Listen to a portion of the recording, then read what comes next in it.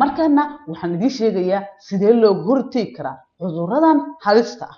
bahda caafimaadku intooda badan waxay ku taliyaan in la isticmaalo gondom iyo waxyaabo lamid ah, laakiin annagu maadaama aynu nahay ummad muslim ah waxaan ku siinayaa talo ku anfacaysa taasi oo cudurradan uga hortagi karto. taladaasi waxay tahay haddii aad tahay gabar ama aad tahay qof dumar ah waxaad uga hortagi kartaa in aad ka fogaato zinada, inaadan tootiri samaynin wax zina ah. labo, waxaad uga hortagi kartaa in aad guursatid guur xalaal ah, weliba qofka aad guursanaysidna aad iska baartid inta aadan guursan ka hor. labadiinuba waa inaad isbaartid. laakiin raggan mid baan kula talinayaa, ka fogow zinada.